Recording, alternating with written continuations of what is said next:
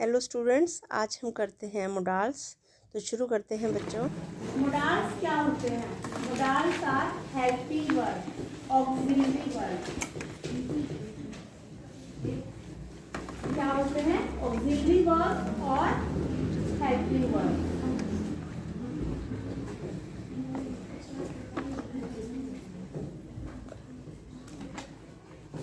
Helping verb का मतलब जो किसी भी सेंटेंस में वर्ब के साथ लगकर वर्ब को हेल्प करें, असिस्ट करें, वर्ब का जो एक्चुअल मीनिंग है वो निकालने में हेल्प करें।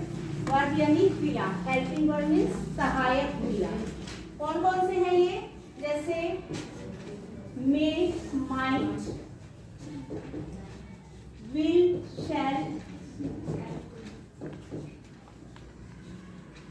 Would, should,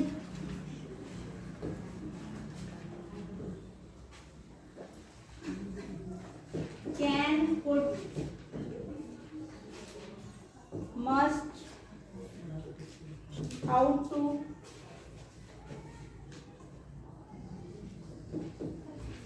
there। ये सब हेल्पिंग वर्ब्स हैं और ये इनको हम यूज करते हैं किस लिए? किसी भी सेंटेंस में एक्सप्रेस मतलब व्यक्त करने के लिए, परमिशन, रिक्वेस्ट,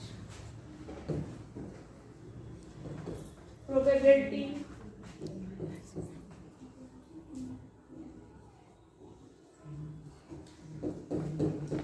इंटेंशन, डिटर्मिनेशन,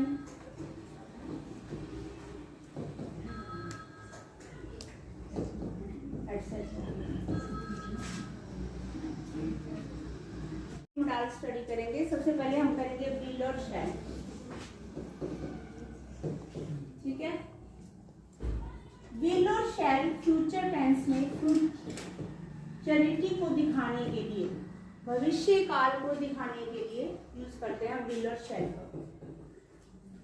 सबसे पहले मैंने आपको बताया था किसी भी सेंटेंस में सबसे पहले सब्जेक्ट लगता है, फिर वर्ब लगती है, फिर ऑब्जेक्ट या दूसरे वर्ड जो हम पार्ट्स ऑफ स्पीच किए थे कि एक सेंटेंस में कौन कौन से पार्ट्स होते हैं, उनमें से कुछ भी लग सकता है बाद में।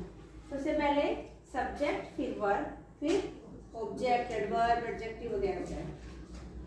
तो फ्यूचर टेंस दिखाने के लिए हमें विल और शैल का इस्तेमाल करना होता है वर्ब के साथ, क्योंकि ये विल और शैल हेल्पिंग वर्ब कह लो या मोडाल्स कह लो, हेल्पिंग वर्ब का काम करते हैं या मोडाल्स का काम करते हैं। तो विल किसके साथ लगेगा और शैल किसके साथ लगेगा? जब आपको जनरल बात करनी हो, साधारण बात, जनरल फ्यूचरिटी को दिखाने के लिए विल लगेगा सेकंड एंड थर्ड पर्सन के साथ। शैल लगेगा आई और ही, यानी कि आई और ही के आते हैं फर्स्ट पर्सन। मैं और हम फर्स्ट पर्सन है आपके, तुम, वह, वे और किसी भी व्यक्ति, वस्तु, स्थान का नाम, वो सब थर्ड पर्सन में आते हैं। यू, यूअर सेकंड में आते हैं। तो यू के साथ और ही, शी, इट, दे के साथ थर्ड पर्सन के साथ विल, और आई, वी यानी फर्स्ट पर्सन के साथ शैल।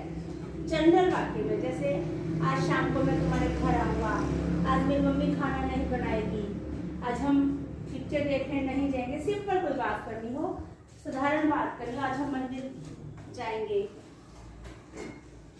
उनमें हम फर्स्ट पर्सन जैसे आई शैल, आई के साथ हम शैल लगाएंगे, आई हो या वी हो।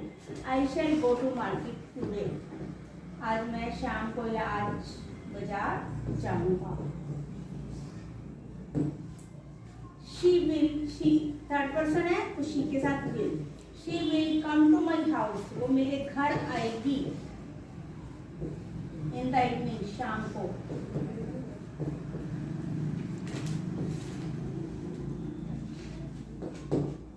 लगाया? लेकिन कुछ केसेस में ये उल्टा हो जाता है, फर्स्ट और सेकंड के साथ, फर्स्ट के साथ विल लगता है और सेकंड और थर्ड के साथ शेल लगता है। वो कौन से केसेज है? जब हमें बात करनी हो प्रॉमिस की, डिटर्मिनेशन की,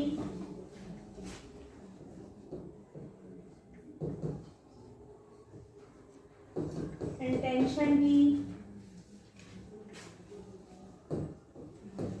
या वार्निंग की, वार्निंग और थ्रेट,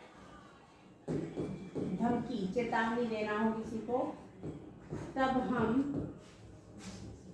आई के साथ विल लगाते हैं और सेकंड और third person he, she, it, you के साथ हम शेल लगाते हैं। जैसे प्रॉमिस करना है किसी को, मैं तुम्हारी हेल्प करूंगी, आई के साथ हम शेल ना लगा के विल लगाएंगे, I will help you. Sentence को देखना कि किस तरह का सेंटेंस है।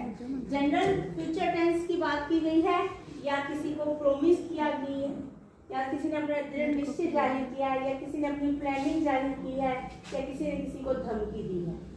जब इस तरह की बातें हों तो आप चेंज कर देना, आई और बी के साथ विल लगाना, बाकी के साथ शेल लगाना। डिटर्मिनेशन देखो, हम ये मैच जीतेंगे, हमारा दृढ़ निश्चय है कि हम ये मैच जीत कर रहेंगे, ऐसा डिटर्मिनेशन करते हैं बच्चे, तो we will win the match. World cup, we will win the world cup, ऐसा हमारा डिटर्मिनेशन है। इंटेंशन, कोई भी किसी चीज की प्लानिंग माइंड में तैयार कर लेना कि मैंने ये काम करके रहना है इस साल। जैसे इस साल हम नई गाड़ी खरीद लेंगे, इस साल हम नए घर में शिफ्ट हो जाएंगे, अगले साल से हम दिल्ली शिफ्ट हो जाएंगे। जब ऐसे माइंड में कोई प्लानिंग कर लो, इंटेंशन बना लो अपनी कि ये काम हमने इस साल करना है, तो हम लगाएंगे आई वी के साथ विल और बाकी सबके साथ शेल। तो we will shift to Delhi next year, अगले साल।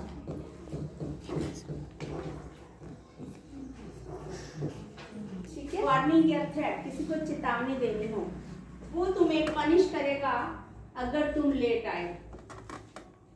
वी शैल, ही के साथ वैसे वी लगाते हैं, अब हमने शैल लगाया। He shall punish you if you are late. Condition वाला वाक्य है, इफ यू आर लेट, अगर तुम लेट होते हो तो वो तुम्हें पनिश करेगा। ठीक है, विल और शैल का यूज समझ में आ गया। जनरल सेंटेंस में आई वी के साथ शैल, बाकी सबके साथ विल, लेकिन जब बात हो प्रॉमिस, डिटर्मिनेशन, इंटेंशन, थ्रेट या वार्निंग की, तो आई वी के साथ विल, बाकी सबके साथ शैल। नेक्स्ट हम करेंगे वुड और शुड। ठीक है, सबसे पहले हम करते हैं वुड। वुड का पहला यूज है पास्ट ऑफ विल। विल का पास्ट जहां भी लगाना हो आपने, तो आप वुड लगाएंगे। विल का पास्ट क्या होता है? पास्ट का मतलब विल की सेकंड फॉर्म। हर वर्ब की 3 फॉर्म्स होती हैं, ऐसे ही जो ये हेल्पिंग वर्ब्स है इनकी भी 3 फॉर्म्स होती है। Will, would, would, shall, should, should, may, might, might, can, could, could. तो विल की पास्ट फॉर्म है वुड। जैसे he said that he dash come to my home या house। आपको ऑप्शन दी है विल और वुड और कुड। कई बार ऑप्शन दी होती है मोराल्स फिलअप करने के लिए, तो ऑप्शन में से सोचना है आपने। इधर सेड है, पास्ट टेंस है, से, सेड, सेड, वर्ब की सेकंड फॉर्म है। किसी भी सेंटेंस में हमेशा याद रखना, जब सेंटेंस के एक पार्ट में या एक क्लॉज में पास्ट टेंस हो तो दूसरे में भी पास्ट आएगा। अब पास्ट वाली बची वुड और कुड। विल तो क्रॉस हो गया, इधर सेड है, विल तो आएगा नहीं, क्रॉस हो गया ना। अब हमें सोचना है वुड और कुड में से। उसने कहा कि वो मेरे घर आएगा, अब यहाँ पे आएगा विल का पास्ट वुड। कुड नहीं आएगा, कुड का मतलब है सकता था, वुड का मतलब गागे दी का पास्ट। ठीक है, ऐसे सोच के पढ़ना है। कुड नहीं आएगा, कुड लगता है कैन का पास्ट लगाने के लिए, हमें लगा सकता नहीं लगाना, आएगा का के लिए दिल का पास्ट वुड। जहां पे आपको पास्ट ऑफ विल लगाना हो तब वुड लगाओगे। ठीक है, और कैसे पता लगेगा कि पास्ट आएगा विल का? अगर सेंटेंस के इधर पास्ट हो, वर्ब की पास्ट होता, वर्ब की सेकंड फॉर्म हो। नेक्स्ट है वुड लगता है पोलाइट रिक्वेस्ट के लिए, किसी को पोलाइट रिक्वेस्ट करनी हो, जैसे क्या आप मुझे टाइम बताएंगे? To tell me the time please. Request तो समझते हो ना, ये क्वेश्चन वाला सेंटेंस है, यहाँ पे हमें मोडाल फिल करना है, तो वुड पोलाइट रिक्वेस्ट के लिए वुड यू हेल्प मी, क्या मेरी हेल्प करेंगे? किसी को रिक्वेस्ट से आप कोई बात पूछते हैं तब आप लगाएंगे वुड पोलाइट रिक्वेस्ट। उसके बाद वुड किसके लिए लगेगा?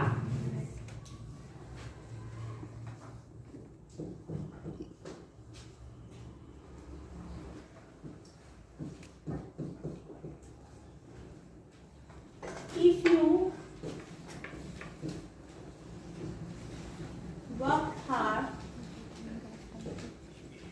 अगर तुमने मेहनत की होती, if you have worked hard, you dash have passed, तो तुम पास हो गए होते, गुड आएगा यहाँ। कंडीशन वाले वाक्यों में इधर इफ है तो उधर वुड आएगा, और यहाँ पे पास्ट है had work. If you had work hard, तो विल ना आके पास हो गए होते, पास्ट की बात कर रहे हैं, विल का पास्ट वुड आएगा। एक आपने जब काश लगाना हो, काश के लिए, काश ऐसा होता, काश वैसा होता, काश मैं अमीर होती, काश मैं प्रधानमंत्री होती, काश मैं पढ़ ली होती तो कुछ बन जाती। काश वाले वाक्यों में काश का मतलब विश करना,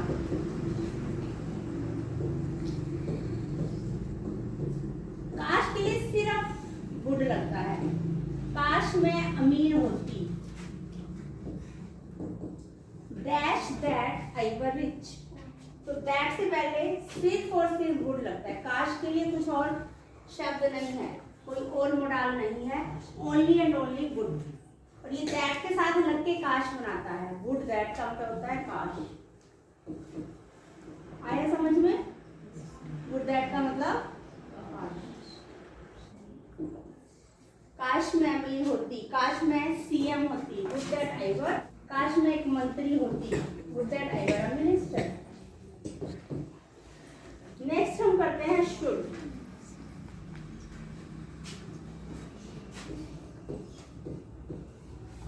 शुड का मतलब होता है चाहिए। सबसे पहले मोरल ड्यूटी, नैतिक कर्तव्य। We should obey our elders, हमें अपने बड़ों का कहना मानना चाहिए, ये हमारी मोरल ड्यूटी बनती है। We should follow the discipline, हमें डिसिप्लिन फॉलो करना चाहिए। We should follow the traffic rules, हमें यातायात के नियमों का पालन करना चाहिए। जो आपके नैतिक कर्तव्य बनते हैं उनके लिए सिर्फ और सिर्फ आप शुड लगाइए। ठीक है, नेक्स्ट है एडवाइस, किसी को नसीहत देना, अच्छी शिक्षा देना। You should speak the truth, तुम्हें सच बोलना चाहिए। Speak the truth. You should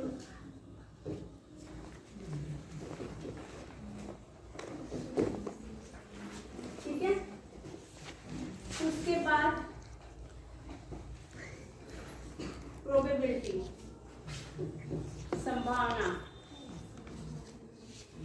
probability यानी संभावना शुड लगाते हैं।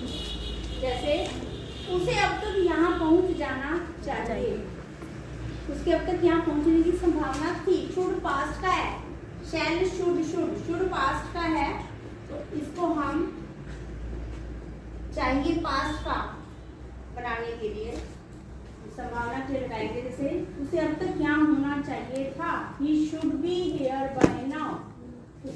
उसकी अब तक यहाँ पहुंचने की संभावना थी, he should be here bye now. तुम्हें बताना था पास्ट तो शैल कहीं पे भी लगाना हो आपको। विल का पास्ट वुड, शैल का पास्ट शुड। जैसे he said that।